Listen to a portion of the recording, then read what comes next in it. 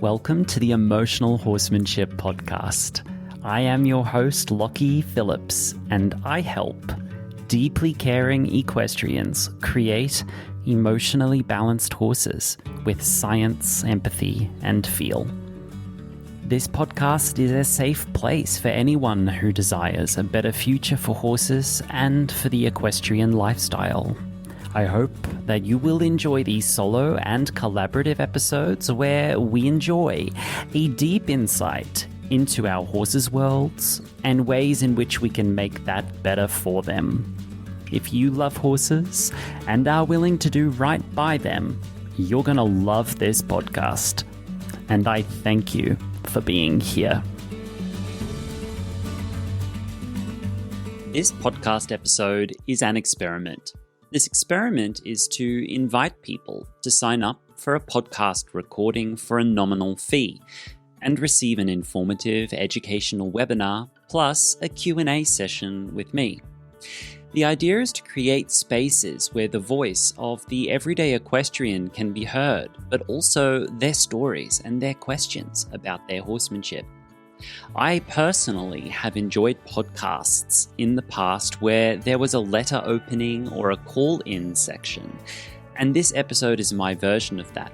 Considering that I remain a service-based professional and a coach, a teacher and instructor, I think this is an important aspect of this podcast where you can actually see what I do in real time, or at least hear what I do. In the future, I think it might be really cool to invite guests to co-moderate such community-themed episodes, bringing depth and value to the answers and discussions here, not only my answers and discussions. Please also be gentle with me, as my answers are typically rambling, long format, answers that require your patience.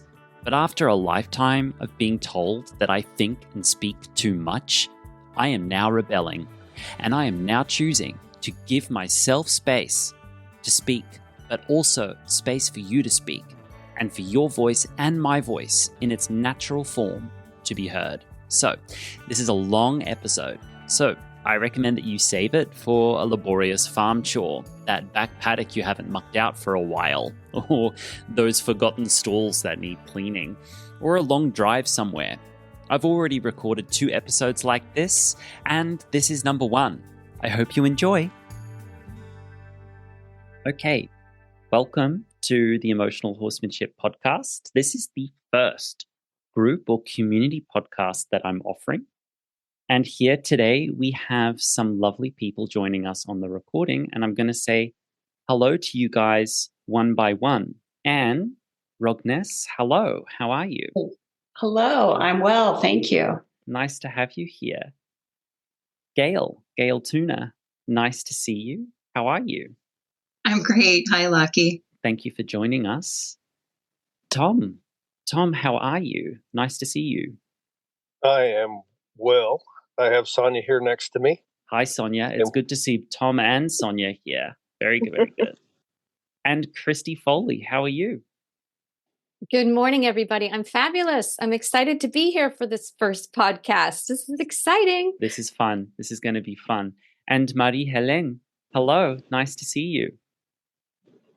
Nice to see you too. It's been a while. It has been a while. Oh, what a wonderful group. Okay, let's go ahead and get everybody muted again. Don't worry, post-production's an amazing thing. There we go.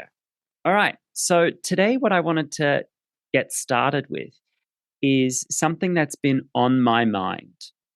In my work, delivering the kind of services I'm delivering, I'm at this moment in time sitting in front of 50 to 60, next week it's 63 people every single week from all around the world, which is a high volume. So if you imagine a riding school where there's one instructor, and that one instructor is delivering services to 63 people a week, I'm lucky that in the modality that I'm doing it at, I am physically preserved when I'm doing it. Yes, that I'm only spending myself physically when I'm outside with my own horses. And I think this is part of the reason why I'm able to run at that kind of volume.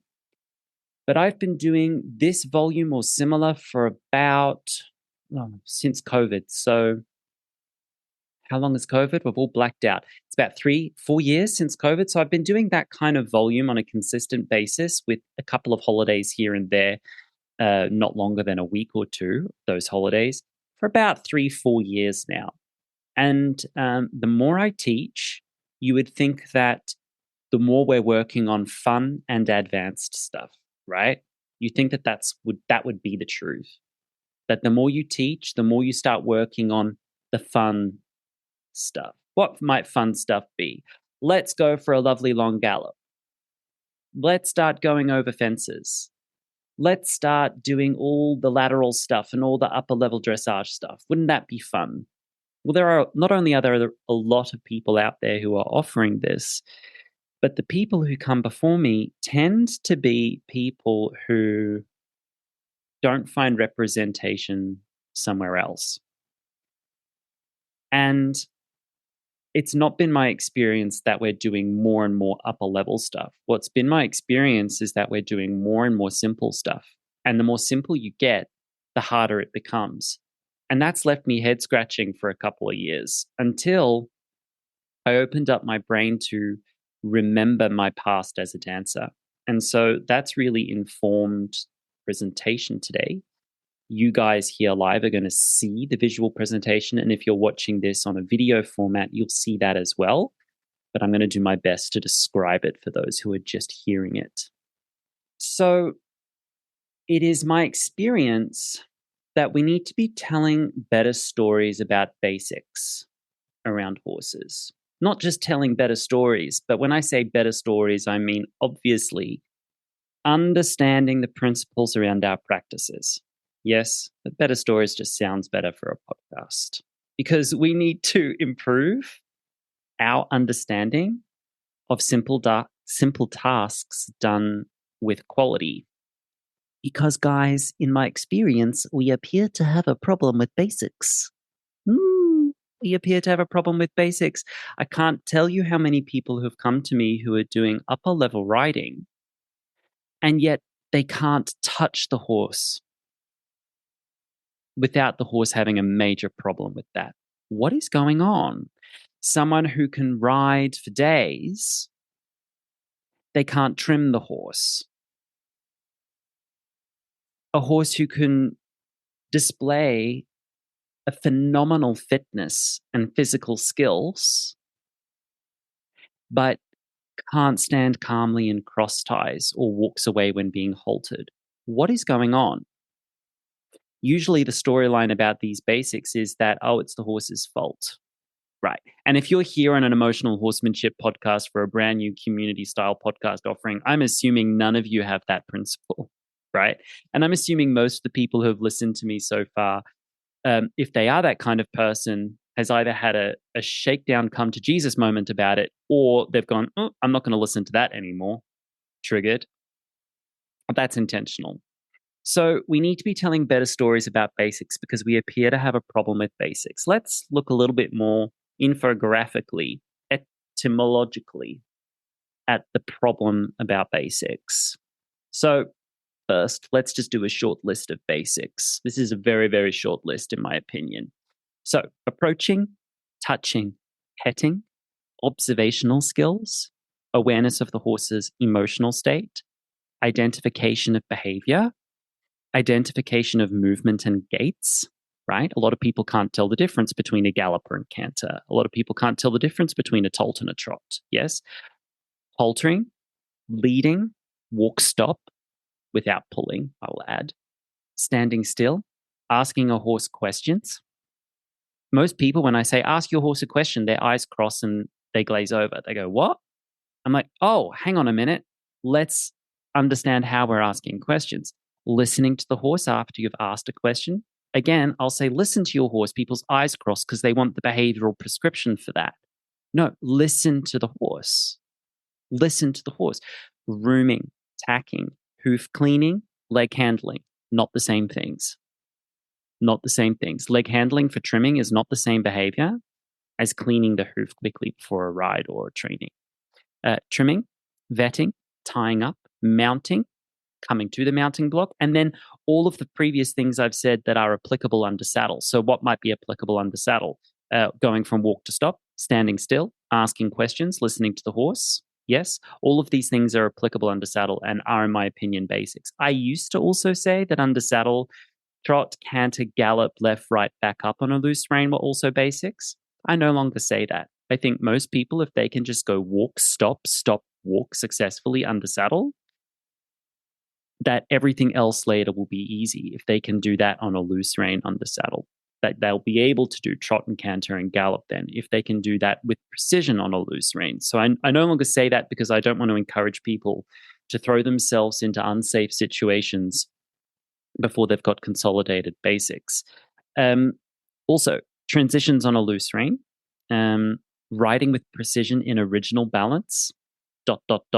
Before you seek to collect the horse, you need to be riding with precision in original balance. So original balance is a healthy movement posture that a horse assumes on their own in the paddock. And can you take a horse and put a rider on them and that horse looks like there's no rider on them, there's no difference in their movement? That's original balance. Lunging without chasing. I'll say that again. Lunging without chasing. Basic gymnastic groundwork. Collision avoidance, so that the horse isn't pushy, the horse can negotiate tight, confined spaces with you in a barn, etc.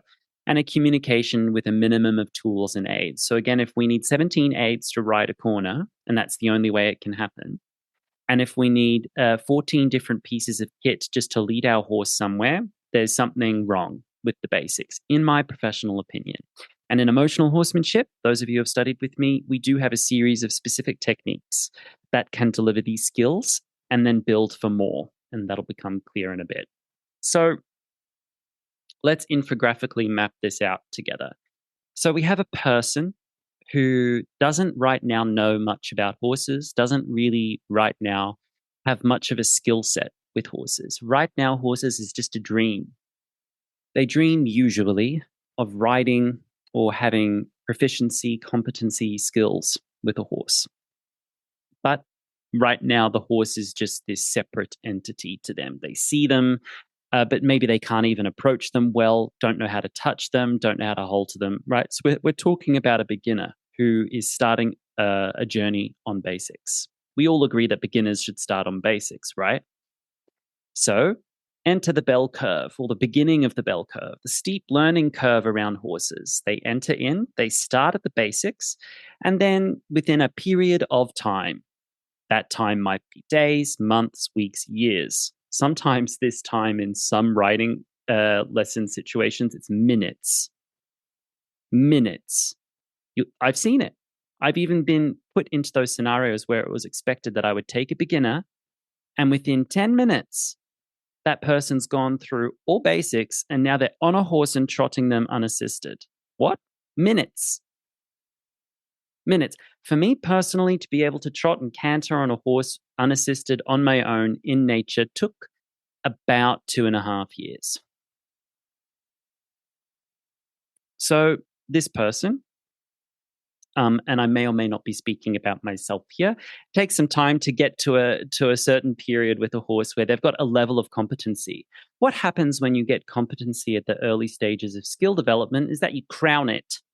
You go, I am now the thing. I am now competent. I am now a horse person. I've got this memory of a history of doing things and doing them with a horse. And look at me. This is now my level. This is now my level. Look at me. This is now my level. I am now a horse person. I am now a horse person who can do all of these things. I can trot. I can canter. I can gallop.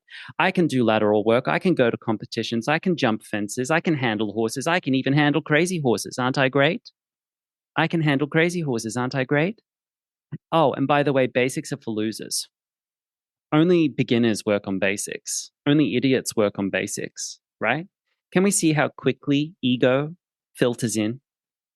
How quickly ego filters in and creates this absolute abstraction, a fabrication in the human mind that to work on basics is some sort of downgrade, it's some sort of criticism. I'm saying this because I've worked with people, present company excluded, of course, whom when I ask them to do something simple, it takes a real hit to their ego. that I just ask them to do something simple. I'm like, oh, just show me leading. And then they have this whole psychological process around getting okay with showing a teacher leading because, oh, but I'm past that. I should be past that by now. And then there's shame-based ego as well. It says, well, why am I still doing this? Because I've been with horses for X number of years. I've got my own barn. I own horses. Why do I need to have lessons working on this stuff? Am I a piece of crap? Am I terrible? Right? But that is all a fabrication. It has nothing to do with reality. If you start to think that your level is your advanced work and that's now your level, you create this sense of not only forgetting of the basics, but a sense of entitlement around the horse, that you're entitled to be able to do these things with horses. And this is often backed up in socio-cultural situations. Peer pressure often backs this up, especially if you're in boarding operations or in little toxic equestrian pockets around the world. And you think that, well, this is now my level. It's only a matter of time before I'm doing all the things. It's only a matter of time before, I've got medals and I'm going to the Olympics and I should be able to jump higher and ride further and do more and demand more and be more and get fitter and all the things, right? Late stage capitalist hellscape. Late stage capitalist hellscape. The belief that horsemanship is this primarily linear process where you get the boring basics out of the way because that's for babies, right? And then you get to a level, and then from that level, you then push for more. And we've forgotten about a couple of things here. If we look to our left on this infographic into the little horse here, where's the horse underneath all of this? Underneath all of this human fabrication, where's the horse? Much less, where's that beginner? That innocent beginner who just loved them, loved horses, and used to dream about doing the things that you now take for granted and feel entitled to around your animal. Because the horse very quickly gets buried, like under white noise of human expectation, achievement, and ego. You can't even see the horse anymore. I love everyone, no heat, no judgment, but when I turn on horse competition, this is what it looks like to me. I'm bushwhacking, I'm weed whacking, trying to see the horse. I can't see the horse, not just underneath tools and equipment, but underneath the relational field that's been layered on top of them like onions. The conflict behaviors, the white noise. It's like walking into a really beautiful mansion, but there's dust everywhere on the floor. Like, you don't see that dust? No one's cleaning this up? Because the truth is, in any skill acquisition, this is universal skill acquisition, particularly difficult skill acquisition. This moment here, the white noise, the belief that, oh, I got this now, the belief that this is my level, the belief that, oh, I'm great now, isn't true. It's a fallacy. Because really, once you get to that point, you're right back at the beginning again. It's the bell curve. I think it's the Dunning-Kruger effect also explains this. The more skilled you get, the less you feel you know. The less skilled you are, the more you feel you know. Because underneath all of this, the horses are watching us.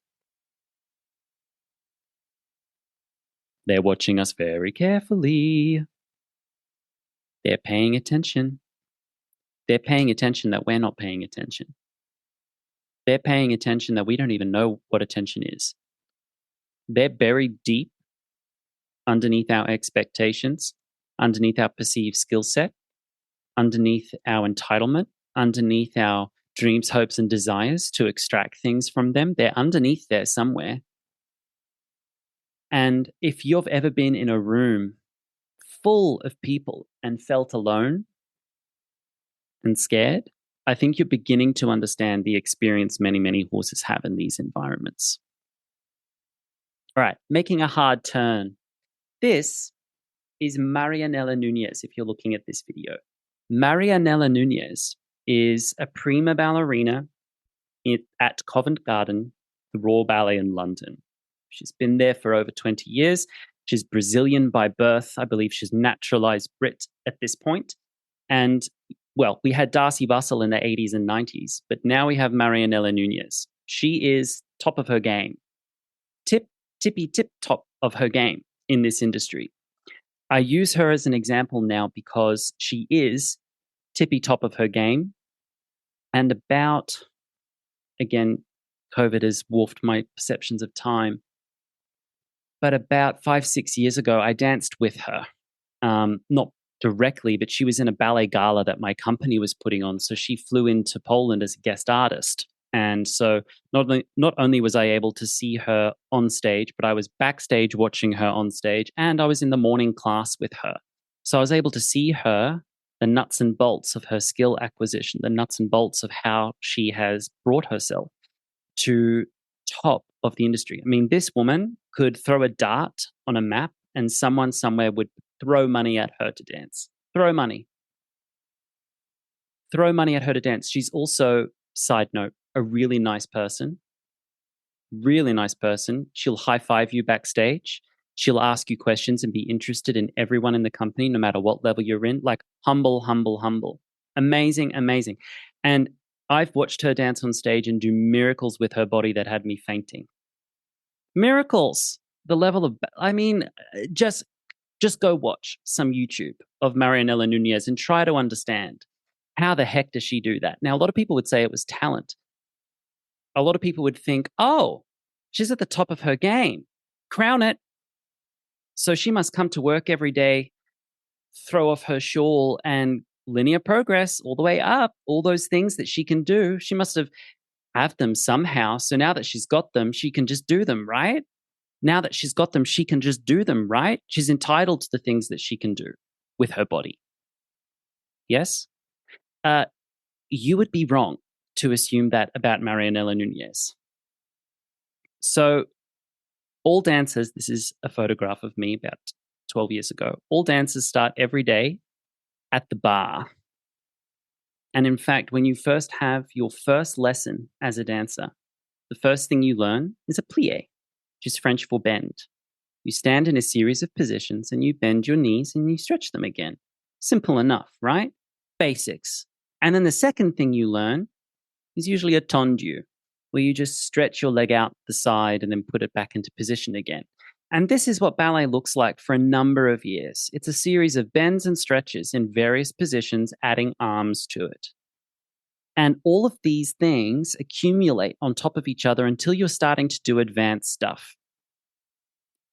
No dancer in the world thinks that this stuff is for idiots or for babies or is a downgrade to work on this, because in fact, every ballet company in the world starts work every day, not with a performance, not with the stuff they ended the last day with, but they start at the beginning every single day, at the beginning with the basics, with a coach and a teacher observing them. With a coach and teacher observing them. Every day, the slate is wiped clean, and every day, no matter if you're Marella Nunes or little old me, starts the day with the first step you ever bloody learned in your life as a dancer, and you study it with the attitude of, I need to get this better. I need to make sure I've still got this. I need to make sure that I'm being with my due diligence towards my talent, my company, my colleagues, and the show we're putting on later. Because if I don't do my pliés and tendus, it's like brushing the teeth. You stop brushing your teeth. Yes. If equestrians brushed their teeth with the same attitude with which they rode their horses, all their teeth would be falling out. They'd say, well, my teeth are clean. I don't need to brush them every day. Yes, you do. You have to brush them every day because they get dirty every day. You have to work with basics every day with a horse, because if you don't, they slowly rewild themselves. Thank goodness. So whether you're Marella Nunes or someone in the middle of nowhere making a beginning with your horse, every day should start with basics. And if you're watching the clip, this is a very bad, grainy photograph of Marella Nunes during the pandemic in her kitchen. Because when they'd all been sent home and all the shows were over, what was she doing? She was in her kitchen doing her pliés and her tendus. Best dancer in the world. Every day during a pandemic when she didn't have to. She's not in there practicing the big stuff.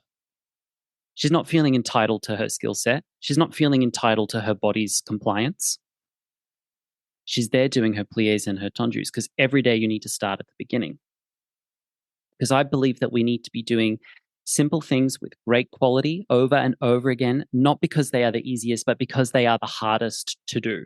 By the way, to do a plie correctly in the 5 positions of ballet is one of the hardest things you will ever do with your body. It is so hard to do right.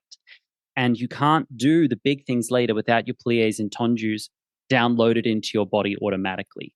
Because a big split leap, this split leap, it's called a grand jeté or a grand pas de chat. This, to get into that position in the middle of the air, guess what it is? It is an accumulation of many mini pliés and tendus done in movement. They build like building blocks on top of each other. Because basics form the building blocks of advanced stuff that comes later. If you haven't worked your horse's responses to touch and approach, don't expect to have good level of collection later with the horse's consent. If you haven't schooled halt to walk, walk to halt with precision, relaxation, and the horse's enjoyment, don't expect to be able to jump any kind of fence with any kind of quality and safety with a horse consistently. You might get it, but that's a rolling of the dice and it's luck. And if we just look at the statistics, too many people are rolling the dice when they're on their horses. Too many people rolling the dice, feeling that they're entitled because they just want to have fun. They don't want to do the basics because it's boring. And I'm hoping with my work, with our work, that we can begin to tell better stories about basics.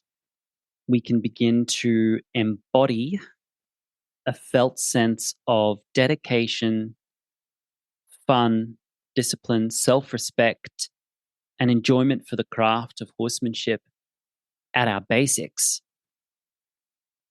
and then see what we can build with it. But put the cart before the horse.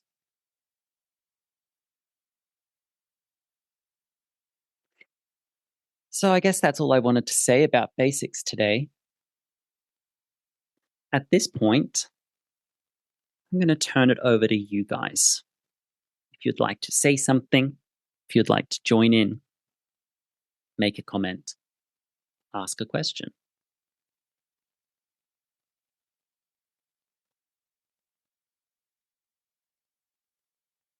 I'll go if nobody else wants to go first. I'll Christy. Break the ice. Go, Christy. So my question is first, I have a horse. He's a gelding. He's a warm blood. He's the first horse our family has had. We envision him as we're his caretakers. Lockie has seen him. But I'm going to pose a broad question because I've observed him in different locations. And my desire is to build a very trusted relationship with him. And we have that. He is now in an environment which to him is as close to heaven so far as I've been able to find for the horse. And it might be helpful to know where he is. So he is in a location that is in a blended herd with mares and geldings. There's no stallion on site. He is able to, with the best weather conditions, live outside about 23 hours out of 24 a day. He also has the ability to be moving constantly on a track setup that also has pastures for grazing when the grass is appropriate, when it's tested for their best consumption. So now he's not in a space where, which is my vision, but he's no longer in a space where he's confined. So I'm going to bring it to the basic question on haltering, because I have been able to halter him quite easily with request by drawing when he was in this setup and just was in with the geldings. Now we have blended the herd, so he's in a true ecosystem for him. Mm. And so how can I keep this relationship, but still begin to incorporate the request that we do need to do this now, today, because maybe the vet is coming. I could have an option. I could have him in a separate location until the vet arrives. But I'm asking the delicate question because I'm sure others have it. I'm willing to go slow. It is not a race. So that's my question, Lockie. Do I put him in a separate spot for those moments when there might be an appointment? Or I want to build that immediate connection that we need to halter right now because of this request? Because for some people, it could be an emergency. Great question, Christy. And this is the question so many horse people like us have, and also the question people who are critical of our innocuous sense of patience and kindness. They're critical of it because they believe, well, you know, when shit hits the fan, what are you going to do? Meditate? What are you going to do? Be patient with a fire on the hill? When the horse shows up with their leg hanging off or half their torso opened up from a slash, God forbid that would ever happen, what are you going to do? Ask for the horse's consent so that you can keep them alive? To those critics, I say, thank you for sharing. Love you, mean it. Sit down. Sit down. Thank you. I never want to encourage you guys or myself to enter into discourse with people who are determined to disagree and misunderstand us. Just don't do it. Practice, practice, practice. That's the first thing. We can be patient, but we can still show up and implement practice, practice, practice, and practice. There's a difference between waiting for the horse to think it through and installing dead air into the training. There's a difference. There's a difference. And if people say, oh, what are the difference? Give me the behavioral markers. Go talk to Rachel Dreismer if you want behavioral markers. If you want to learn about feel, come and talk with me. Yes, you've got to feel that through. There'll be behavioral markers associated with it. But more importantly, develop the ability to observe and feel if the horse is actually thinking it through with you, or if they've just tuned out and disassociated and it's dead air. You've asked a question and they've gone and returned to their eating. Rather that the horse heard your question and said, let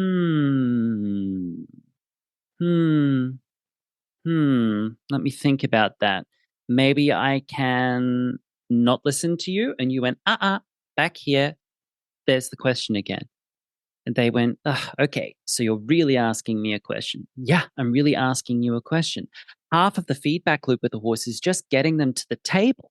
Can we be at the table and talk, right? And if you don't have the ability to come to the table with the horse and talk with them, don't expect for something to happen quickly when you need it to happen. So the ability to bring the horse's focus and keep it there and actually advocate for your needs and say, I do need your focus here. Your focus can look all kinds of ways, but I need you to bring it here. If you practice that enough, the skill set will improve. And when shit hits the fan, it'll be there when you need it. On episode 2 of this podcast, my friend Laurie told a story of her horse, Oliver, who got stuck between 2 utility buildings. And he's a great big Frisian, a rig, right? Got stuck between utility buildings and thought he was going to die. And a horse like that, when they get stuck like this, and if they panic and they start thrashing, it can, between 2 metal buildings, it can get real ugly, real quick. Just welcoming Marie-Helene back. And Laurie is a student of mine. So you know the solar plexus technique, the draw. She's been practicing that with Oliver every day, 3-dimensionally, meaning not just in a training, but She'll solar plexus draw to get him to come out of the pasture to have his dinner, and then solar plexus draw to bring him back in. She'll stride past him while she's mucking out and just take that opportunity to see if there's a draw. So 3-dimensional practice for about a year and a half. Not only with herself, but with everyone who was interacting with him. When he got stuck between those two buildings, the only way he could safely exit was with a solar plexus draw. So guess what she said? She said, dude, right here at the table, right here, draw to me, draw to me, draw to me. And he went, I'm going to die. She said, no, right here, right here. Don't let the brain go on that journey. Not all journeys need to be taken. Don't go there. Right back here, right here, draw to me. Guess what he did? Drew to her. Guess what happened? No big deal. If she hadn't put those practices in, if she was practicing draw and either gave up or installed dead air and allowed the horse's brain to go on a journey it didn't need to go on, by not insisting on a concentration and not insisting that the horse does come to the table, that wouldn't have been there. Now, someone might be saying, well, how do you know the difference between dominating a horse and insisting they come and listen to you? Well, do you know what your horse's hard no looks like? Because if they give you a hard no, leave it. If the horse is going, we've still got wiggle room. We've still got wiggle room. Some horses, their hard no is such a last resort. And the more trust you have with the horse, the more they will trust you to bring them to good places and be less likely to use hard no's with you. And when you have that level of trust with the horse, it is a responsibility to handle that well. I'll tell some stories later, but on this podcast in the future, very specific stories where the level of trust that I'd built with a horse actually worked against me. So you can even have that as a problem. So practice, practice, practice. The second one I'll give to you, Christy, is to really differentiate and discern, do I need this now or do I need this in the future? Do I need this now or do I need this in the future? If the answer is both, then you need to make a decision. No, really, what's the priority? Priority is vet is here, vaccines are happening, I do need this now. Okay. Does the horse have enough practice from the past that the future is now here with precision? No. Okay, so inform the vet. Hi, I'm still working on this thing, so it's not going to be perfect. So if you can be so kind as to help me with the horse, we're going to get some panels, we're going to get some fencing, and we're going to corral them to a minimal space and use best practices, minimal intervention to get a halter on as quickly as we can. It's not going to be perfect. It might be ugly. The horse might be a little stressed, but this does need to happen right now. So we're going to say to the horse, the decision has been made for you. We're going to take the best path that we can. We're going to cross our fingers and beg for forgiveness later. And I promise you, we're going to work on this for the next time. Yes. If you need this now and the horse is giving you a hard no, it means you haven't practiced for this enough. You simply haven't. And you can make it very, very specific. So you can have need this now trainings and need this later trainings. What can that look like? Horses love visual symbols. So you can get yourself a high-vis road vest. When you wear that vest, it is a I need this now training. You can bring with you symbols and instruments of external control, such as a clicker and a food reward, such as, there we go, Christy, such as a target on a stick. These are instruments of behavioral control that are powerful and will create the behavior you want sooner rather than later. Positive reinforcement and a clicker will do that with food reward. A stick will do that with pressure and release. So wear the vest. And when we do the vest, it means need this now. I make it really fun. So I'll pull out tarps and balls and pads and mats and random things. I'll turn it into a playground, wear my vest. I'll come out with my feather duster and Sunny goes, ooh, it's a need it now training. Fun. Okay. And then he just starts throwing behavior at me. He says, right, do you need this? Do you need this? Do you need this? Do you need this? But he does that because we're practiced, and he knows that when I'm wearing those symbols, it's one of those trainings. If you had practiced that in the past, and when the vet came to halter a horse who doesn't want to be haltered, you walked out there with your feather duster and a high-vis jacket, the horse goes, oh, goody. Oh, vet didn't like that. Food reward? Great. Moving on. And if you don't want to look like an absolute clown because you're living in a toxic pocket with people who turn their noses up at you, A, we need to develop some thick skin around bullshit people. Let's just say that. B, maybe think about finding a safer place to keep your horse where experimentation is welcomed. Yes. C, abandon your ego around horses so it doesn't matter what it looks like. Yes. And D, keep practicing anyway. I used to keep Sani at a competitive jumping stable, but it wasn't like an active competitive. The shine had gone out of the business and all of their top horses had kind of gotten to retirement age. And so the trainer who was there still trying to hold it together, that they could feel it all slipping. It was pretty wacky. And I show up there with my rare breed draft horse with a bright yellow sheepskin saddle, with all his hair out, and I'm doing kindness and patience, and they just had and pull noodles, and they were like, "What is going on?" I mean, they did everything except chase me out with pitchforks and torches. They really did. So I've been there. Yeah. Do you need it now? Do you need it later? Create those training scenarios. And if it's a need it now training, well, then that's when you resort to best practices behaviorism so that you can get it now, right? But that doesn't mean it has to become everything you do with a horse, because not every training needs to be a need it now training. A lot of the things, most of our training should be, I'm going to need this later. So let's start it now. Yeah. Hope that was helpful. Great question, Christy. Any comments there? Any comments for us? I would just share that for me, the additional practice is in a new setting. So for many people, it may be the new setting because the practice was there, but now it involves 12 other horses. Mm-hmm. And the other piece that I have noticed is the herd has been so helpful. The mares have noticed my request and have also moved the bodies around the field to help my boy figure out she's really asking this. And they'll take the load off of what he felt he might need to be doing. So they helped free him up. So when I did put the halter on and he was willing to move with me, he was only able to go about 4 steps, stop. And because I do listen to him, he was able to say to me, I'm not ready to leave them yet.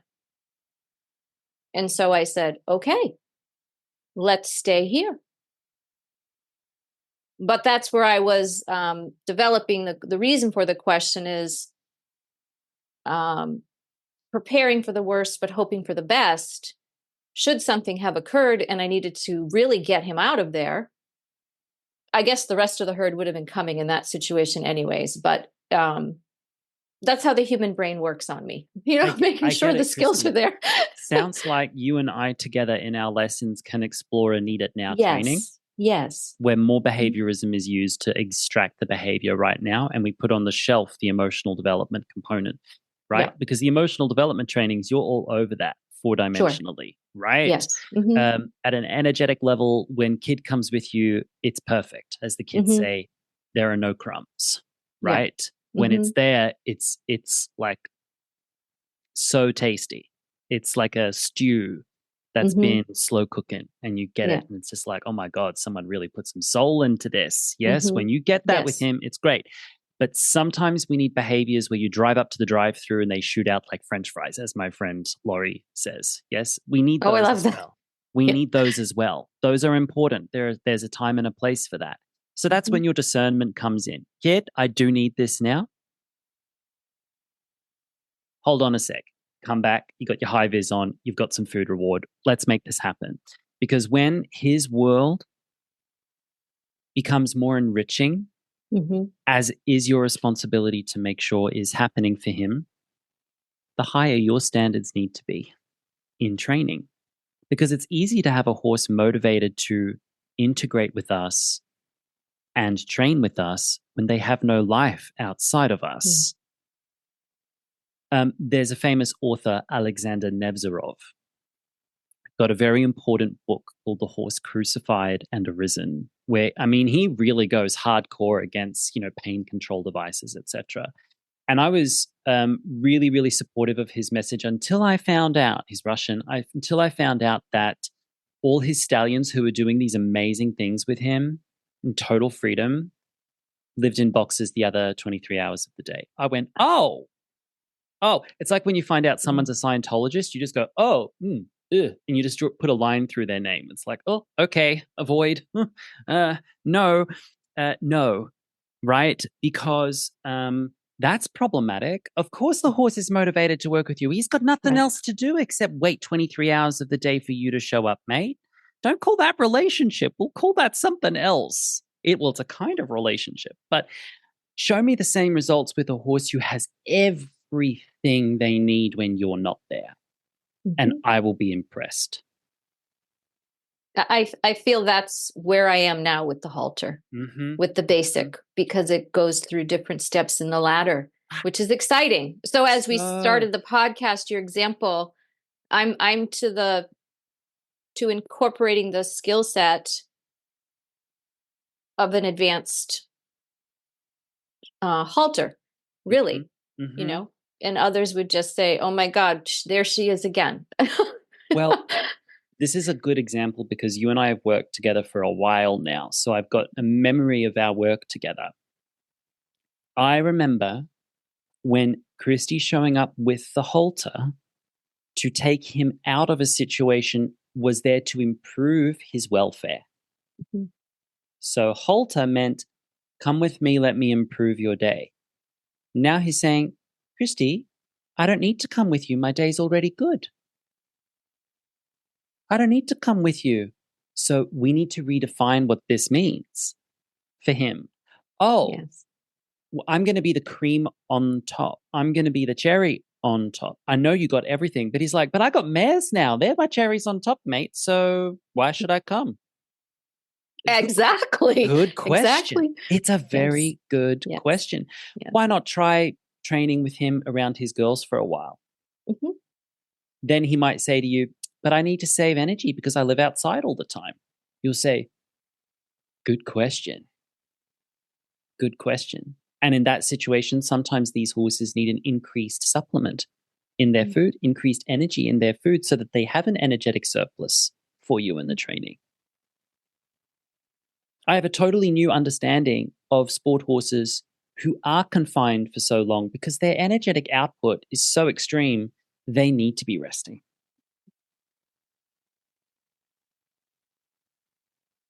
Great question, Christy. Thank you so much. Thank you very much. Thank you. Okay. Don't worry about dead air because I can always edit that out afterwards. But opening up the floor for other questions, guys. Comments. I'm going to be brave and dive in. Go, Anne. Be brave. Hello, everyone. I have to comment on Christy. That so resonated and opened my eyes to a couple things. We moved to this lovely 20-acre piece of land almost 2 years ago, and I have the privilege of having my horses live with me now. And I have witnessed some of that same things, Christy, and I didn't think to put together it was because they got it all now. They're so happy that, there's the occasional, nah, I'd rather not come with you today, and I'd rather just stay here. And I don't have any agenda. So I've just, turned around, tried not to be sad and went, okay, you guys have a good time. I'll come back later. But now I understand it makes me feel good, actually, that it's because they're so happy. They're having a good time. Yes. So thank you for bringing that to my attention. I love that. But I do have a question, Lockie. It's rather broad. Maybe it's too complicated for this, but you tell me.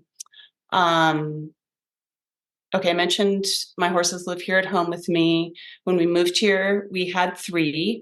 My retired mare, my younger thoroughbred, and then we brought a mini into the family to add a threesome. And when my younger horse and I rode out, the girls could stay together and not be lonely. Worked swimmingly.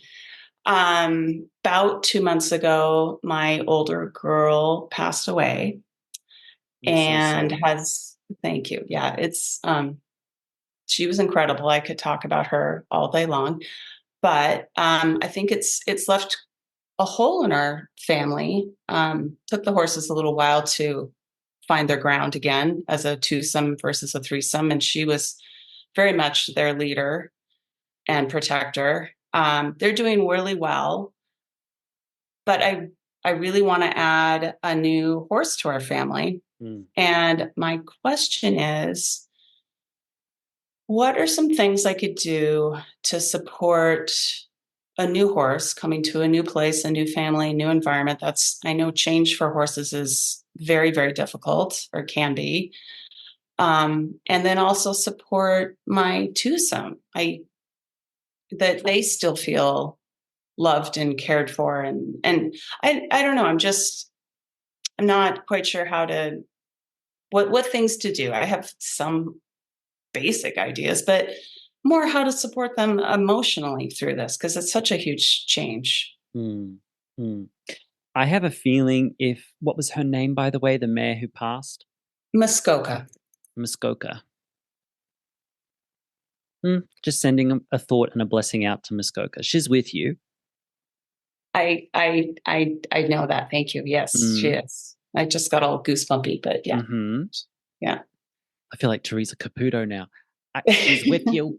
Yes, I'm getting a message. Yeah, no, anyway. That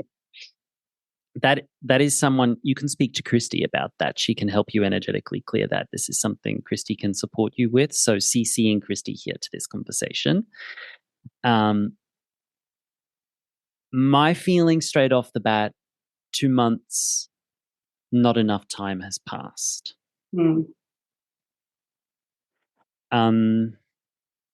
I feel like we need to exit this season of weather first. There needs to be new season. Yeah.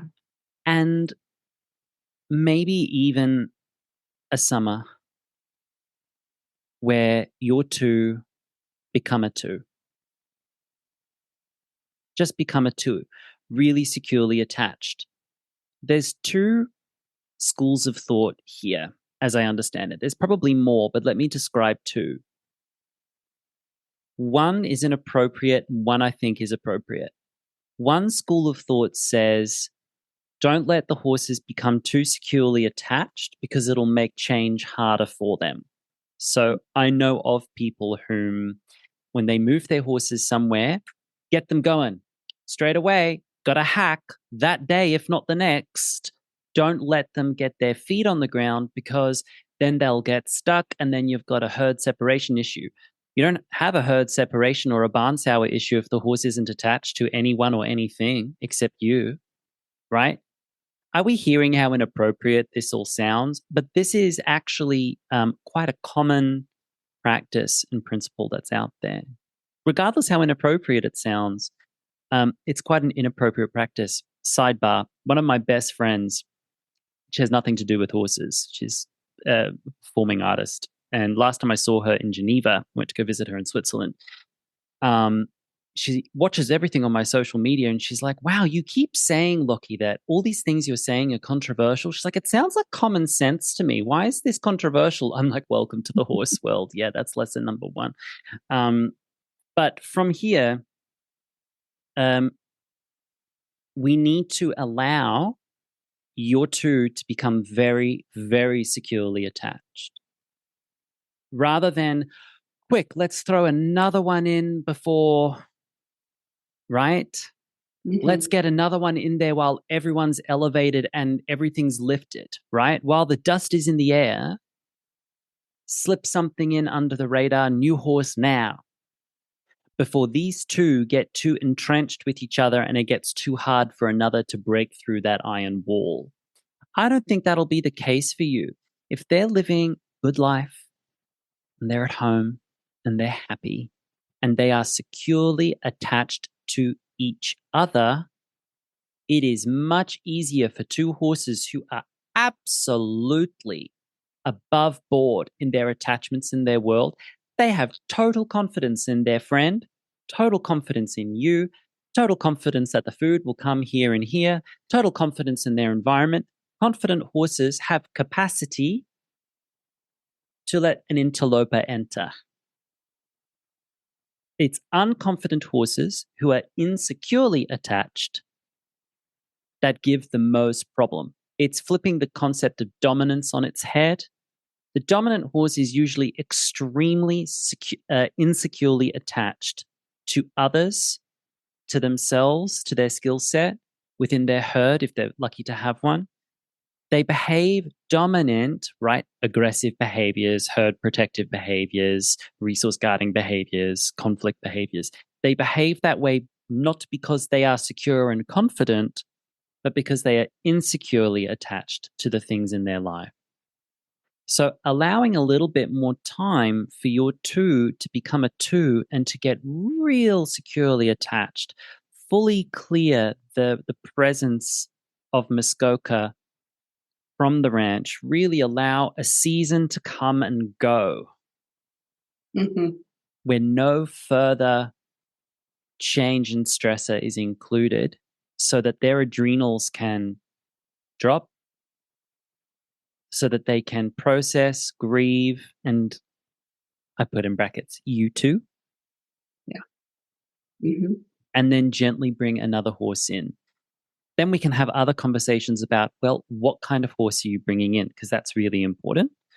What kind of horse are you bringing in? And then herd integration strategies, Okay. which is a separate conversation. That's what I figured. Yes. Yeah. Okay.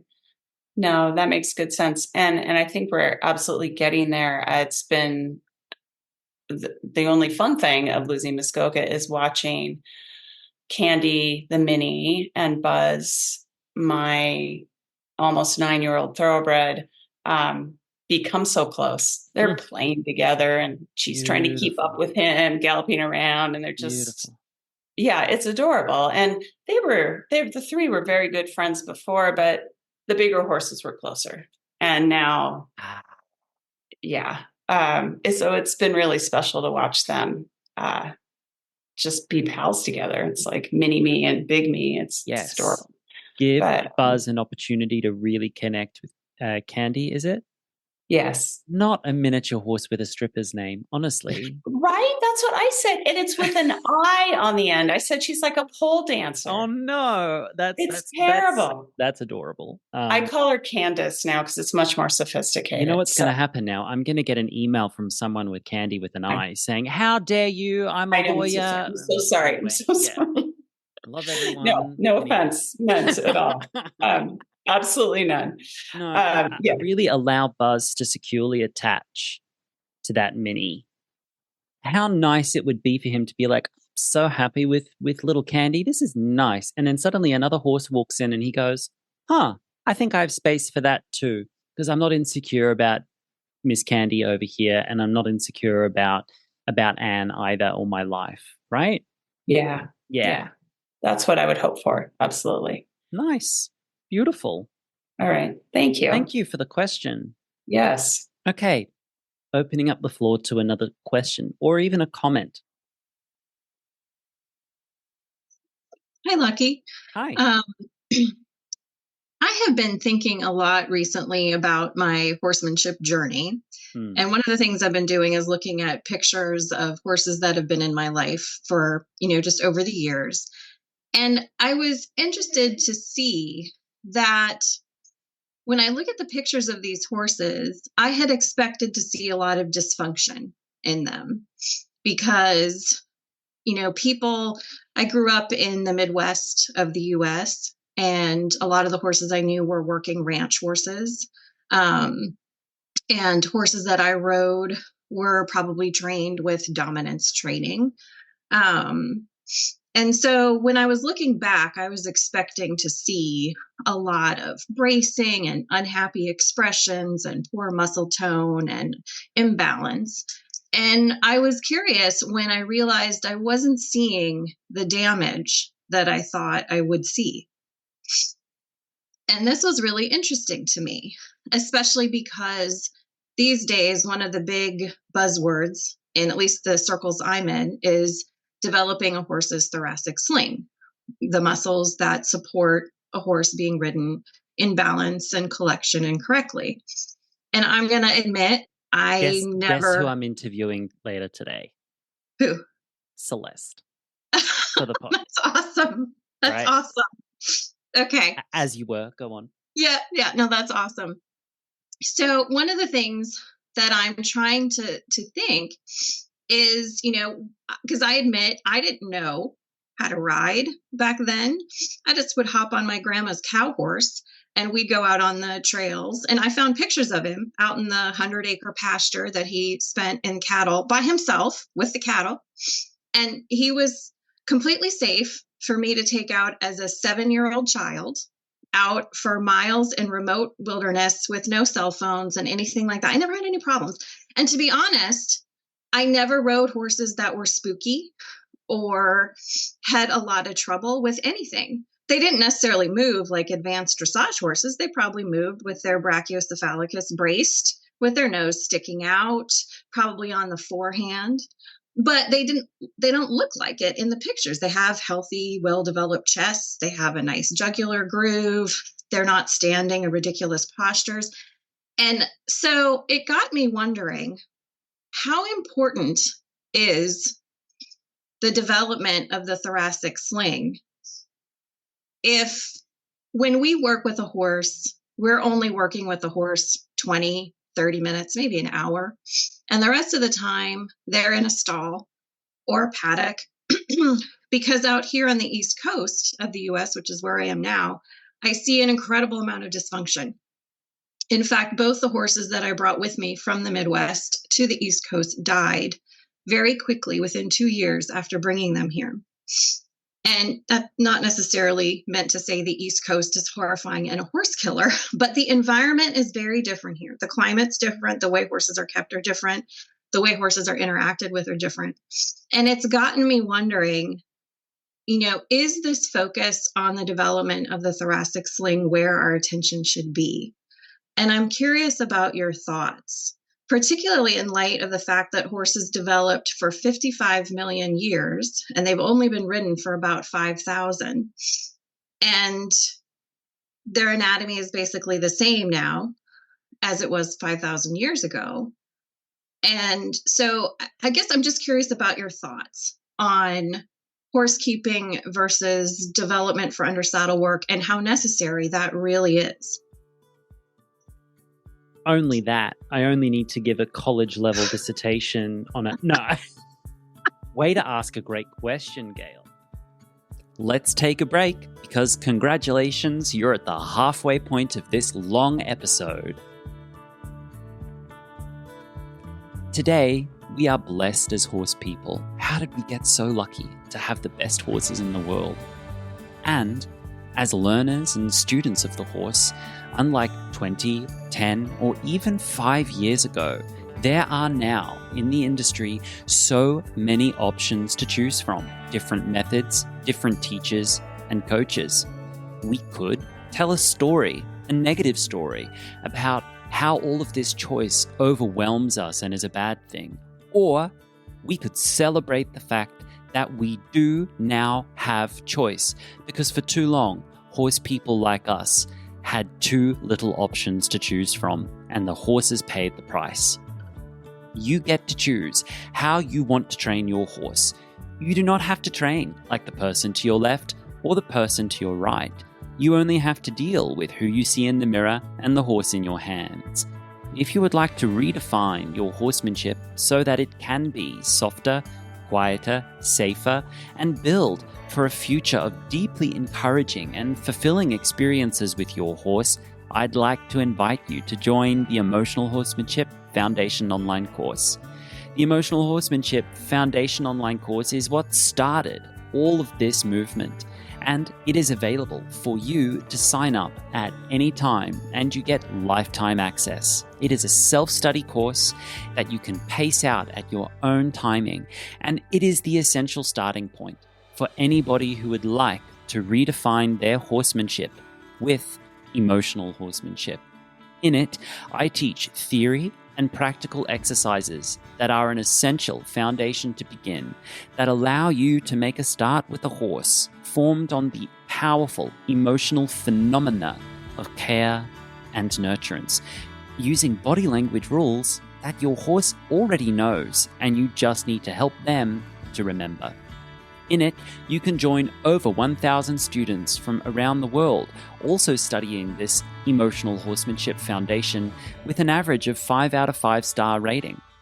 I hope to see you there. It could really change your life. It certainly changed mine, and I'm really proud of the proprietary tools you can learn there that you won't learn anywhere else. If you'd like to sign up, head over to the Emotional Horsemanship website, that's emotionalhorsemanship.com. Go to the online courses page and find the Emotional Horsemanship Foundation online course. Follow the prompts and you can sign up there at any time. Thanks for allowing me to plug my work, guys, because that's what keeps this all going. So let us go back now to our episode where Gail just asked a super awesome question about the equine thoracic sling. Particularly in light of the fact that horses developed for 55 million years and they've only been ridden for about 5,000. And their anatomy is basically the same now as it was 5,000 years ago. And so I guess I'm just curious about your thoughts on horse keeping versus development for undersaddle work and how necessary that really is. Only that. I only need to give a college level dissertation on it. No. Way to ask a great question, Gail. Way to ask a great question. Let me start simply. Is the focus on the thoracic sling important? You bet your ass it is. Yes. Really, really, really important. We've got to understand how small a sample size your upbringing might have been of the industry. Your grandma might have been getting everything right. I'm assuming her horses probably had adequate turnout. Would that be right? Yeah, they were on a huge pasture, 100-acre pasture minimum. Oh, yep. Okay. So they were getting all the movement variety required to cross-train any discrepancies in their training. They were able to shake it out by running across rocks and up and down hillocks and going over things in free movement. There's a lot of cross-training in that. So if they pulled up sore after a schooling session, crook in the neck, a little bit dropped in the chest, you turned them out for a week, they clean that up on their own. The horse's body's really good at that. They clean that up on their own. And then you getting on, 7 years old, going for a nice quiet hack, that horse is probably delighted to have you there. He's like, come with me. Yeah, no problem. Yeah, I'm good, you know. There's that. But also it was probably a small sample size, your upbringing. If you were exposed to horses who are happy and healthy growing up, fabulous. Let's try and return to that. You know, what was Grandma Turner doing? What was your grandma's name? Her name was Delane. What was Delane doing that worked? Let's try and go back to that. I'm really clear that with emotional horsemanship, I'm not trying to reinvent the wheel and I'm not trying to be modern for the sake of being modern. I'm trying to edit down back to something more true. And I believe a lot of the problems that we're having now in the equestrian industry aren't old problems. I think it's a recent uptick that we're dealing with.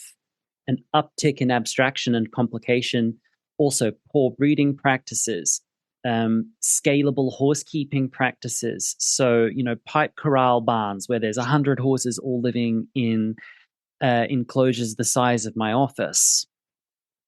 Those horses are going to be, and then they're ridden, and that's their exercise. Their bodies are going to be a nightmare. It's the physios and the osteopaths running around trying to keep these horses together. A friend of mine in Poland is an osteo and a physio, And she said it. These were her words, and I am going to swear now. She said, "People call me when they fuck up their training." I went, I'm glad you said that. Yeah. I'm keeping the horses together once the training's trying to pull them apart. I have a friend, Elise Mickey in BC, who says something similar. She's trying to keep the horses together while the training's pulling them apart. So I think this is like not just the training, but the horse keeping. Even if the training's good, but if the horse keeping isn't supporting that, we've got a problem. So I think this is more like a recent uptick. And I do agree with your preposition that horsemanship of the past might not have been the rodeo hell show that we sometimes are told it is. That there might have been a lot of good there. Of course, there would have been a lot of good there. It's also breeding practices. We're breeding more rump high horses, especially ranch horses are bred more rump high now. Also, in the past, if someone was with horses, they were usually a professional with horses or extremely experienced with horses.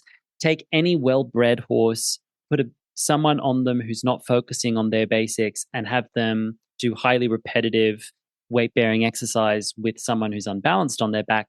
That horse is going to have a drop thoracic sling and carrier syndrome. Yes, and that horse is going to need training to turn that corner and get back to health.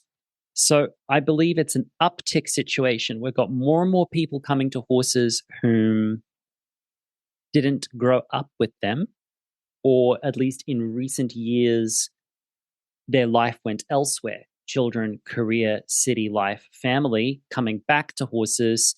They're starting with basics. We don't have enough instructors who are teaching basics properly and celebrating them properly in a way that speaks to dominance-free, force-free, non-escalating pressure. We don't have those instructors occupying the industry broad spectrum. They're just not there. Too many instructors are adhering to an old paradigm of agricultural formalities or sport formalities, but they're not dealing with agricultural or sport clients. That's a problem. We're also dealing with trainers who have an axe on their neck with bills to pay. They've got to make things happen. The horse has got to do the thing now. So I think all of this complication is a recent uptick in the curve. So to see something like Celeste's work, which is essentially rebranded working in original balance on a loose rein, for people who don't understand original balance and a loose rein, to rebrand that in simple 3 pillars, plus the anatomical background, plus the community, plus the charismatic leader, plus the kindness towards the horse, plus, big green stamp, love it, co-sign it. How can I help? How can I help? Lockie at your service. How can I help? I don't even care if those instructors like me. Really don't. And I'm sure there are a few of them actually don't. I love you. Let me support you. Let me push the message out there. Because when I was traveling through the Midwest last year, 9 out of 10 horses, major issues in the front end. Major. Couldn't move. Like a bodybuilder who gets so packed they can't wipe their own ass anymore. These horses were just like that. Yeah, it's a big problem. And I believe that, truly, I believe that if all horsemanship of the past was trash, there is no way we would have achieved civilization with the horse by our side to the degree that we have.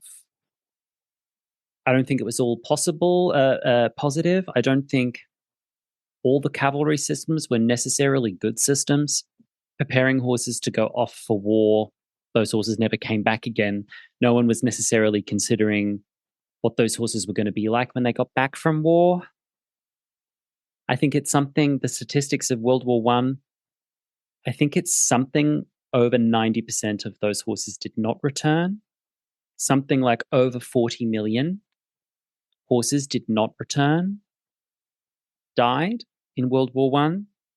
Whether they were prepared with cavalry systems or not, those horses didn't return. How many horses didn't return from war? So dressage systems which come from war preparations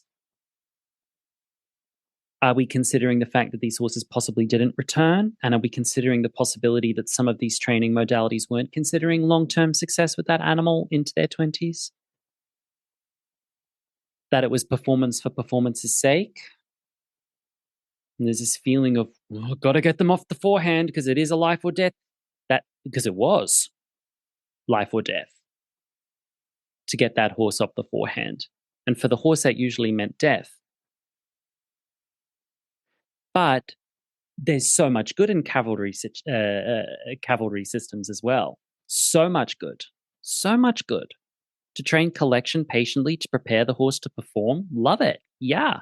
Good. Can we take that and add in plus long-term bonds, long-term success, plus returning from the performance as well? I'm going to end this diatribe with one little story. I had a client, this was just before I came out of the closet with emotional horsemanship. This is when I was still calling myself a horsemanship instructor, and I was attracting people who weren't right for me. I had a client local to me who called me and said, wanted some horsemanship lessons. She said on the phone, she said, it's really strange what's happening to my horse. He's super gentle. He's really healthy.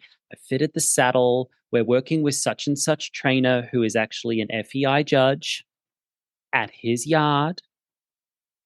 FEI judge for both English competition and Spanish Doma Vaquera. So we're at his yard, and he was like Mr. It in a Bit, and he was the local breeder of all the best Spanish horses. Yes, he imports horses for huge money all over the world, and I'm at his yard, and it's really weird, but fitted the saddle, and we're doing the thing, and she says, every October after competition season, we have to start his training from the beginning again. It's really strange. I said, who's starting his training from the beginning again? Oh, my instructor. I said, you pay him every year to start your horse from scratch again. Yes. I said, how many years has this been happening? 4. And so I thought, you guys are hearing the red flags. She wasn't hearing the red flags. I was hearing the red flags. So I said, look, let me come down, no cost to you, and do an assessment with you. No cost. If you can just give me 15 euros for my gas, I'll drive down to the coast, do an assessment. Lovely horse living in a box stall up past his knees in sodden bedding, straw. There was a big pile of straw. It looked like it had been dumped off the truck and then left there. So it's still in the formation of it looks like when it gets pushed off a truck. And there was grass growing out of the top of the straw. And it was mostly black where I could see the straw. I said, is that the bedding? She said, no, that's the hay. I said, sorry? She said, that's the hay.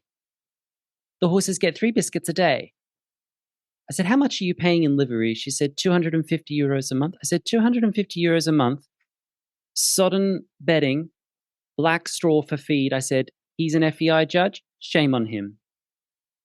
Shame on him. I said, where's the turnout? Oh, no, we don't have turnout. Oh, we have the horse walker. It was an electrified horse walker. She said, yesterday I put the horses in there for 6 hours. I said, sorry? And I triple checked with her. I said, 6 hours? Uh-huh. I said, where is this man? Oh, no, he's off judging a competition. Thank God, because he would have had an earful from me. So I proceeded to watch her bring this lovely, very sleek, very well cared for otherwise horse come out. He looked at her like a lamb, stood in the cross ties like a gentleman. She brought the saddle out and he went, oh, heck. Put the saddle on, saddle fit. She said, it's really strange because I can walk him out of the stable and go for a hack, not a problem. But anytime I go to the arena, he just falls apart. It's really strange. I don't get it. Oh, and such my instructor, he's the best. I love him. He's the best. I just love him. Like she would really drunk the Kool-Aid. Really, really drunk the Kool-Aid. Took this horse into the arena where she proceeded to try and lunge him, and he proceeded to try and explode out of his skin. I mean, he was airborne. And after 3 minutes of this, I said, okay, what would you normally do now? She said, well, normally I would put side reins on. I said, okay, show me what that looks like. So with the side reins on, she got less of the outward vision of the explosion but he had more of an implosion going on. And I said, what would you do now? She's like, well, I would maybe go into the round pen. They had like a lunging round pen where it's a bit safer because I'm not feeling safe right now. And I wasn't feeling safe either. And I think the horse wasn't feeling safe either. And she said, and I would ride him. I was like, okay, would you like me to help you ride? So I managed to get her on and I led the horse around like pony ride. And he was fine. And then I spent 3 hours. I said, let's go out for a beer. I shouted them a beer. Her and her husband. I sat down with them over a beer. I brought out paper. I went, right, step 1. The food, the environment, the things, yes? And spent 3 hours explaining with them why what they've got isn't a training problem and they can't just call the guy with the rope holders and the cowboy hat and he'll swing a rope or a flag and solve all your problems. That this is a comprehensive situation. The recent uptick where the development of the horse is highly inappropriate. And this horse is trying to communicate to you. And it really went, I'm not being disrespectful when I say it sailed right over their head. And I said, okay, I can't be doing this anymore. Let me call my work what it really is. I can't be doing that anymore. I did find out that this horse in particular, the individual, was sold from Spain to Sweden, whereas I understand it, he lives a good life. And she bought a horse from that trainer who was able to tolerate those situations so that she could go to the competitions. I hope they're okay. So, Gail, I believe rider development and riding horses development, that the problems we have now are mostly a modern issue. And I think your grandma was probably onto something. 100 acres? Nice. Able to put the grandkid on? Send them off, not a problem. Family horse? Probably robustly bred, not overbred. Nice. You know, I've got some dressage friends who are trying to find horses like this now for their dressage programs. Backyard farming horses. Yeah. Yeah, it's just, I think the question came up for me because as you were going through your presentation and talking about the basics, you know, it occurs to me, and I don't disagree that developing the thoracic sling is important, but I think, especially if we're trying to prepare a horse for riding, but I think we see so much focus on that development when nothing else is done the way that is probably horse-centered is maybe the way I would put it. I see. Well, people are going to bypass. People are going to bypass. And that's not about the balanced movement method community. I'm not trying to target them. People have always bypassed. And people who want to bypass are going to find a bypass. If I can just bypass all the basics, if I can bypass confronting the way my horse is living, if I can bypass problematic practices and I can just get if I can get a thing that will be a panacea and fix, people are going to do that if they can.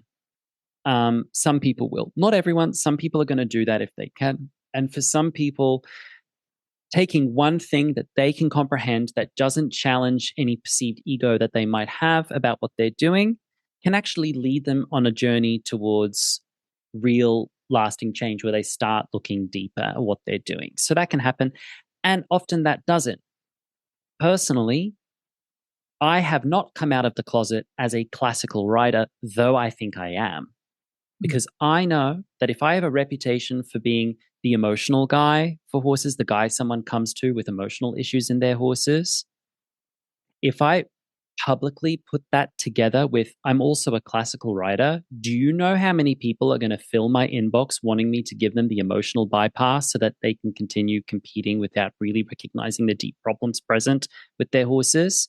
And do you know how deeply I can't tolerate that? And how hard it would be for me to have to deliver over and over again to people. You know, I had someone come to me the other day who was recommended to me through an osteopath friend. And who was this person? Very nice person. I said, look, you're not ready to work with me right now because if you were to work with me, there going to be a series of truths that I would have to slowly talk to you about, which could potentially blow your whole life up.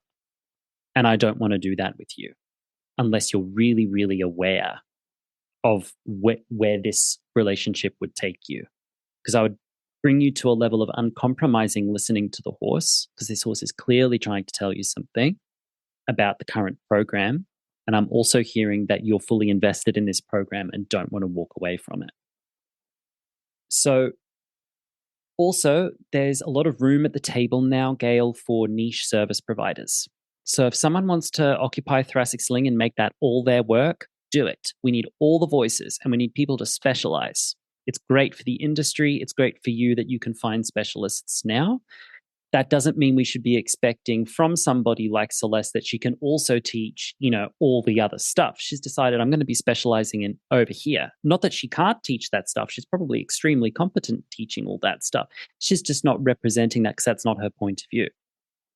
So you've seen me in Homecoming in real time say to people, look, I'm not going to have that conversation because it's not my primary skill set. I can CC you to my colleague over here who can help you with that, right? So there's also that basic logistics as well. But yes, thoracic slings are important. Yes, it should be a focus because it has been something that's been lost in recent history. People are going to bypass if they want to bypass. And we should always allow service providers to niche if that's what they want to do. Yeah, thank you, Lockie. I just like hearing you talk about important issues. I'm amazed that you still like hearing me talk, Gail, truly, because I am tired of hearing myself talk. Can I tell you? I'm going to finish this interview. I'm going to go throw up in my bathroom over there and then circle back and do the next one. So that's what I'm going to do. And I've had to hire an editor because I'm like, I can't listen to myself anymore. I can't do it. I can't do it. But, problems of being an introvert, hey? Okay, I'd love to hear from Tom and Sonia and Marie-Helene today. Contribute for us. Go ahead, Marie-Helene. Tom and Sonia, you've got a few minutes to figure out what you'd like to contribute today. I'll give you a few minutes. Hi, Marie-Helene. Hi. Hi. Well, I'd like to keep on coming back to basics. I went through that roller coaster of thinking at 15, 16, 17 that I was really good rider because I would ride. And then kind of when I met Aglaé, right here, for those who see her, that was 20 years ago, she knocked me on another path.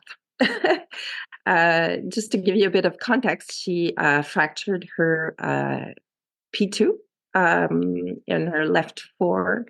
The year I was supposed to start competing in dressage. So we were training for that. And actually the accident came from lunging in a very traditional and very constricted way, because she exploded because she lived in a box stall 23 hours out of 24. So that accident brought us to a whole medical scene, but it forced me to realize how unadapted her lifestyle was. And she knocked me into the whole horsemanship, yes, but also getting into barefoot trimming and living lifestyles and everything that were more adapted to the species. So to come back about what Anna was saying earlier, Aglaé, the first time I turned her out the first times I turned her out with the whole herd, she spent 6 months turning her head away and giving me the hoof and saying, bye, I'm not going back in there. I'm not going back into an arena. This is my life now. And it was a beautiful life, and it was lots of hard things to understand for a 5-year-old that was wanting to compete and everything. And but my own life changed. for the better. But there was a long time, and that's where I'm coming to my question.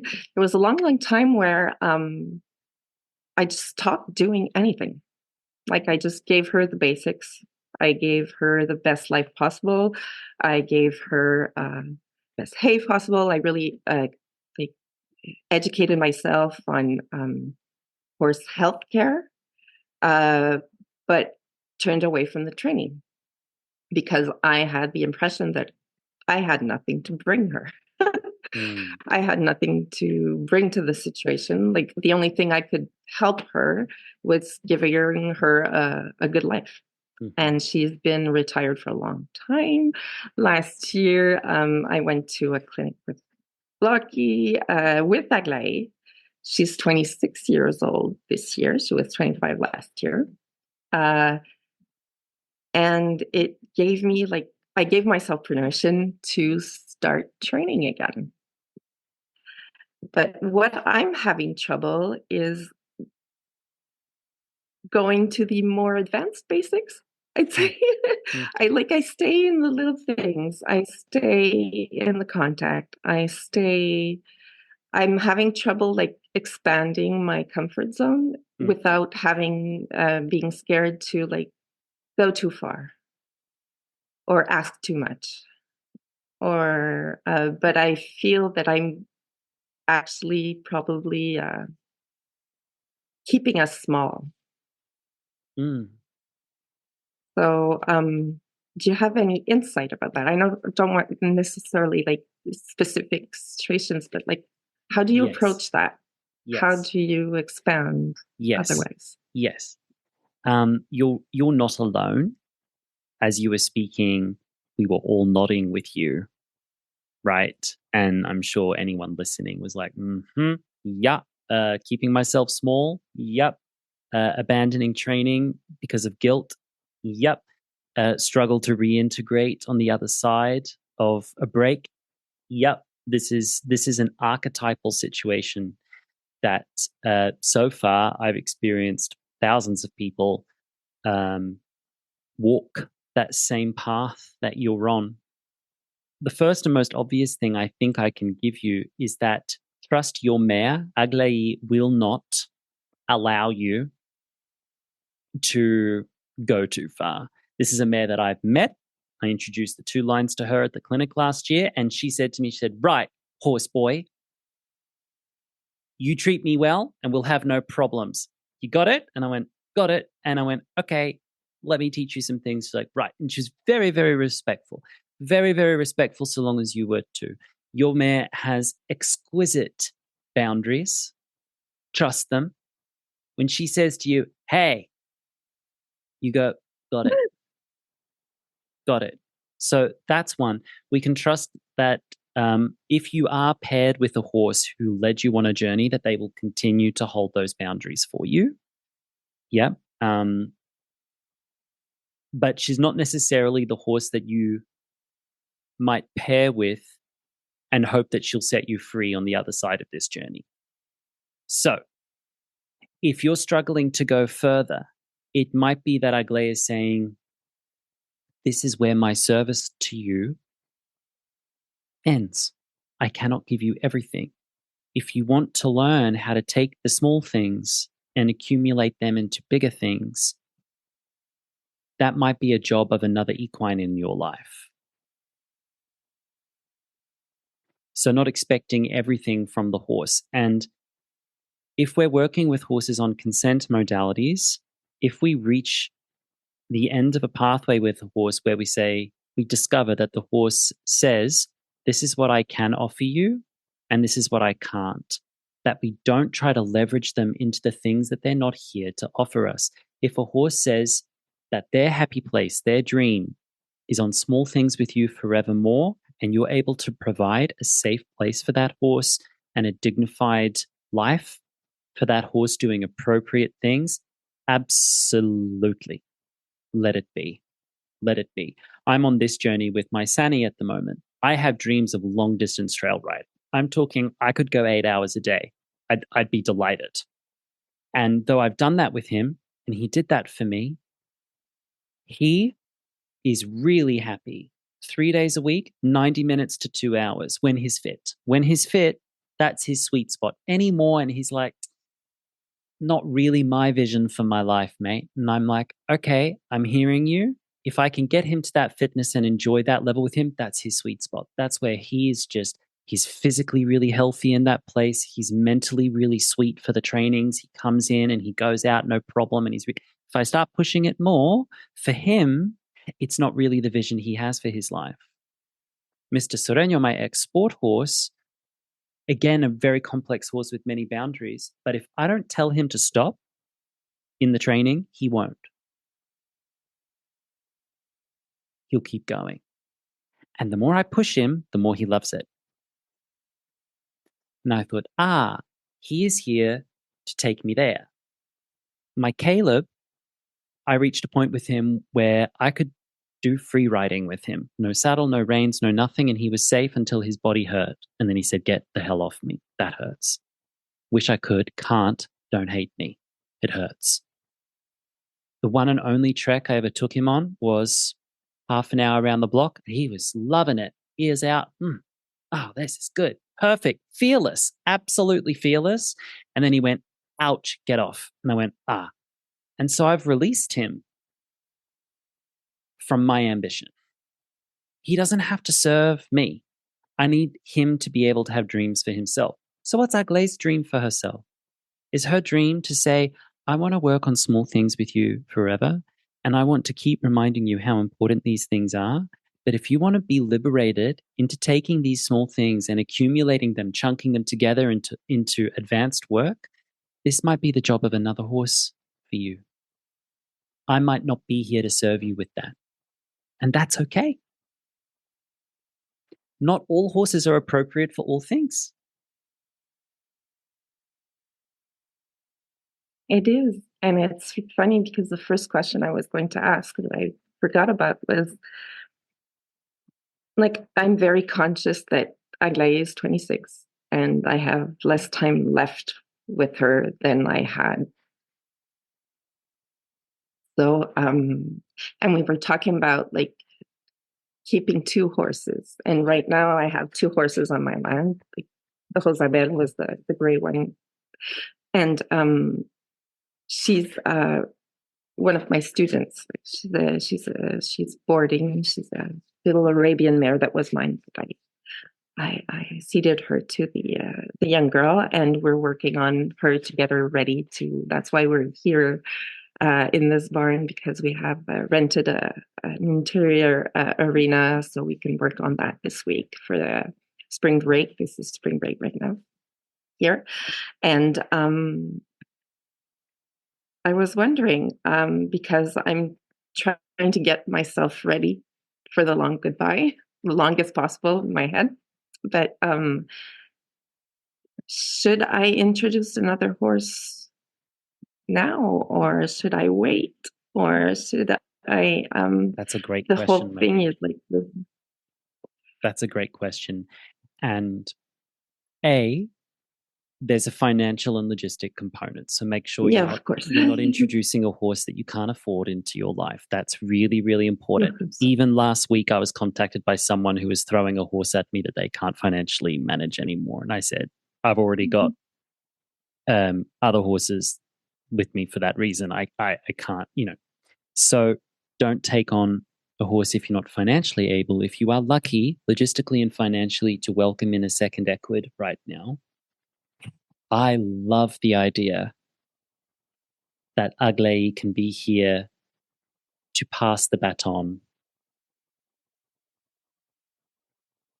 I love that idea that you can have trainings with both of them together once they're integrated, that you can have trainings, groundwork sessions where Aglaé is there, freedom, munching in the corner while you're working the youngster, and she's supervising, making sure that youngster knows that this woman is to be respected and loved, and keeping everything. Yes, horses are social. They pass culture onto each other. They pass it on. One of the reasons why I welcomed my friend's horse to my farm for the first year that we moved here is that at 26, he's been in many different environments. I needed a wise older horse to set the tone for a positive horse culture to come. And he's done that. And I know that when he leaves, because he will go back home to his owner, his owner's now ready for him again. When he goes back home for his sunset years, the legacy of Sombra will be on my farm forevermore, because they will pass that on going forwards. And yesterday, my horses were doing random shit I never thought horses could do for each other. My 3 other geldings manhandled Sombra into a shelter during a storm and then blocked the exit so that he could be sheltered.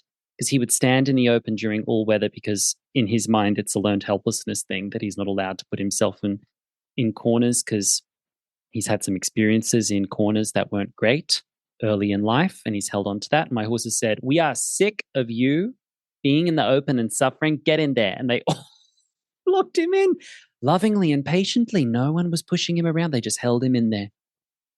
They stood in the rain while he sheltered. Powerful stuff. I love the idea that Agley can live forever through the culture she can pass on to your next animal. That's beautiful. It's more than beautiful. It's extremely practical. It's so practical. Yes, it is, actually. It's almost boring to horses that this is so practical and normalized for them, that this is what they do. I was working with a client yesterday who has a mare and her daughter at her home. So only 2 horses. It's her older mare who's in her 20s and that mare's daughter. This older mare, when she was younger, had a very, very specific trauma that her owner witnessed, where an inappropriate trainer, without the consent of the owner, took a bike chain across her horse's gums and yanked on it until her mouth bled, because this mare's transgression was not crossing a puddle when the owner asked her to. She walked around it instead. So some trainer, without consent, walked up, grabbed a bike chain, taught her a lesson, mouth bleeding. And I can tell that story because the owner has given me my consent to share that story. And I work a lot with her on unpacking that and processing that. And this mare still requires regular, I would say, trauma recovery, horsemanship style lessons with her around the nose and the mouth. She has passed onto her daughter and nose and head shyness. It's epigenetic. She's passed it on. So if they can pass that along, they can pass the good stuff too. Agley's boundaries are going to live forever. Guarantee it. I love that. Okay. So just to finish for today, I'm going to invite the famous Tom and Sonia to ask a question and contribute today. Hello. Lockie. Tom? Well, I think I'm on the far side of the Dunning-Kruger groove or curve. I'm back down to basics, complete basics. Amazing. Yeah. And I have so many questions. Have you got a few days here? Yeah, I mean, I've got a few days, I've got a few years. I'm not going anywhere. This is, you're going to be finding me at Emotional Horsemanship Limited for a few decades still. So I ain't going nowhere. Yeah. Well, Tom, find the first thought or feeling that's bubbling up and just let it roll off the tongue. Just pick the first one. Doesn't even have to be a question. It can just be your story. We are almost 3 years into having these Mustangs that we adopted. And, it's a long story. I love long stories. It will take way too long for this. Okay. One, working with my Bruja, which is a 6-year-old Mustang, I have been taking very slow because I've learned about their skeletal system maturation, and I want the best for my horses and their bodies. But she has some I would call pretty much severe issues with food. I think she went through a starvation period in her life in the wild, and she is overweight. And we've been warned about metabolic disease, Cushing's, so on, laminitis. And we have a relationship that I would never have guessed could happen.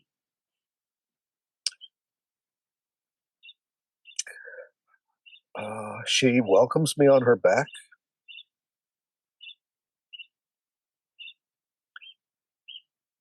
And the two issues we've had when I've been riding her that really disturb me have been pretty much over food. Getting to where she wants to eat green grass, and I give her a hard no because we need to keep walking. Sonia and I went for a ride, which actually went fairly well, except for one point where she wanted to eat grass, and I asked her not to, and she bucked a little bit. And then another time after that, I was just riding her. I had a saddle on that time, and I'm not a great rider, so I never have been, never will be. I was riding her bareback. She wanted to eat. I asked her to turn away from the food, and she bucked and got me off of her back, it made me mad. And it was quite embarrassing because of all the horses I've had and trained, which has been a fairly limited number. I've never had one that bucks or bolts. And this really disturbs me because I was really hoping for that same path with this horse. I don't want them to ever have that as a go-to, the bucking or a bolt. And she hasn't bolted with me on her back, but she did bolt once on a walk when she had rolled. And then one of her go-tos when she gets up after a roll is she just bolts. And usually on the end of a lead line, I can contain her.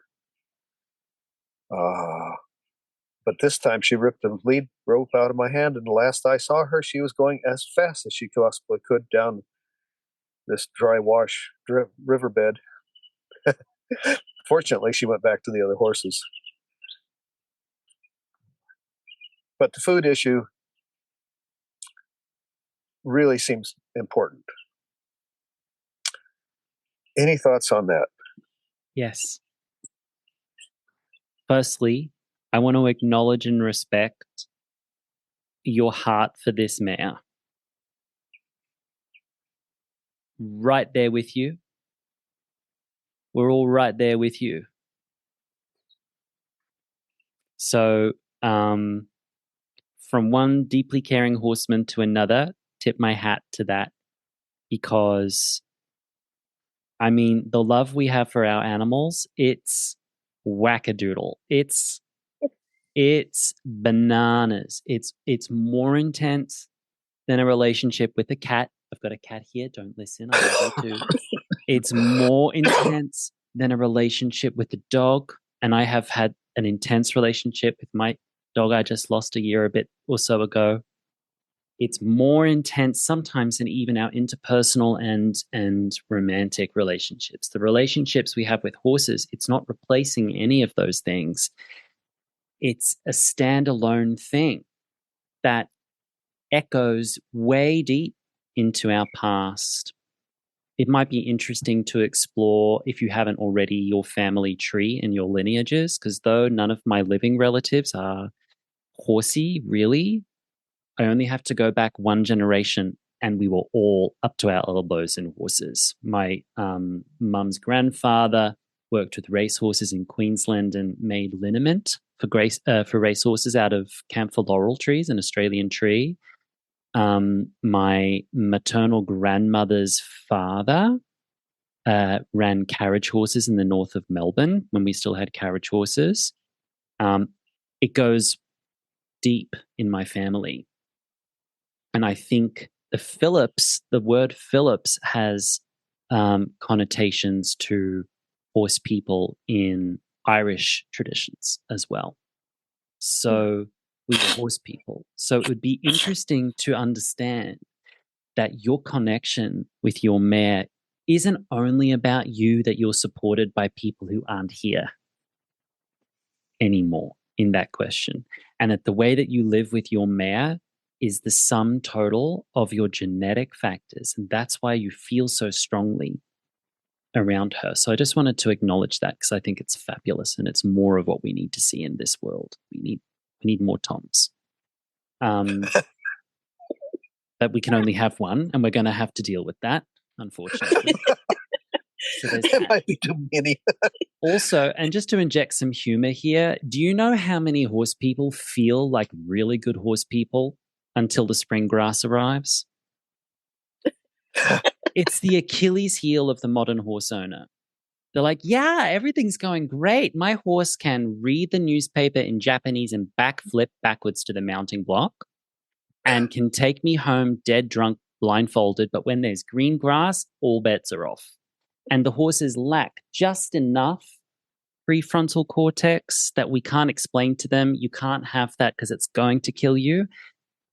That would be tough even for a human with a prefrontal cortex to explain addiction. To explain that to a horse who has a limited prefrontal cortex, it's almost impossible. So what do?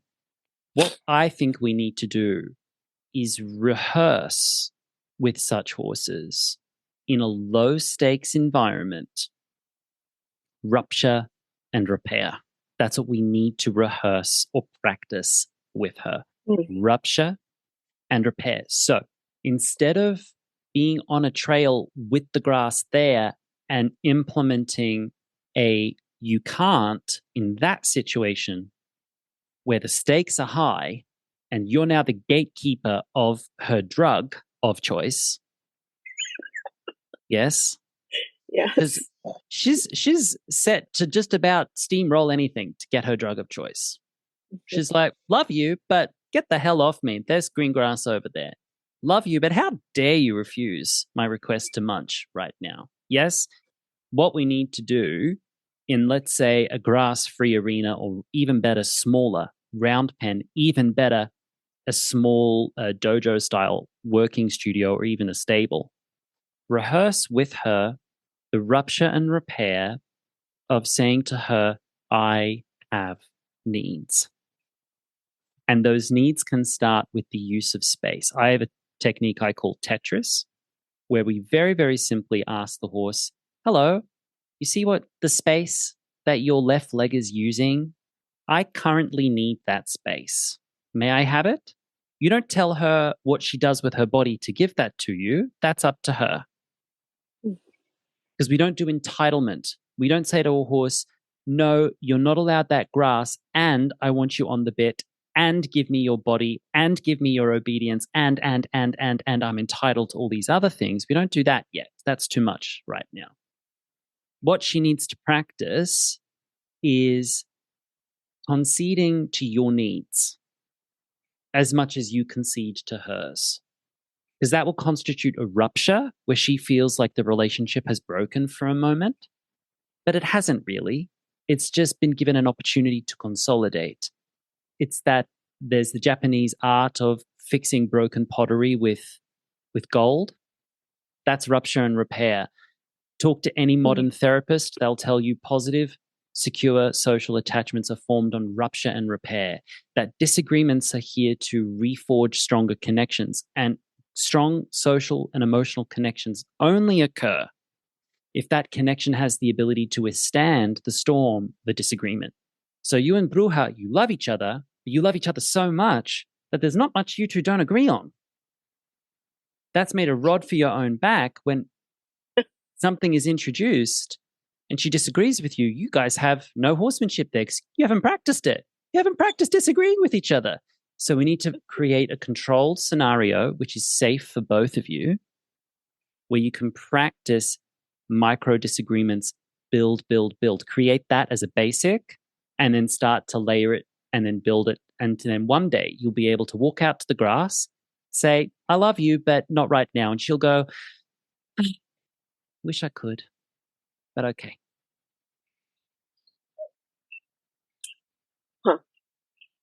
Wish I could. I think I may have been doing that somewhat already. Yes, of course you have. Of course you have. I am not the inventor of this. Maybe what I've got is just the ability to put it into language and then teach it. Mm-hmm. And then put it into a step-by-step format for people and then teach it. You will already have stumbled across this, Tom. But validating you and giving you permission to go all the way into that, lower all of the stakes, and create little situations where you ask her for things that you need, and then watch her have a mini tantrum, and then repair the connection. And when I say mini, I mean teeny, tiny. We're staying well within threshold. And when that feels really easy for her to accommodate you, when accommodating your needs, regardless if she understands them or not, feels really easy to you, that's when you can expand the threshold and say, okay, now we're going to take this a little bit broader. I'm now going to ask you for things that I need. And there's a bucket of grain over there. Can you stay with me? I want the grain. Can you stay with me? You know?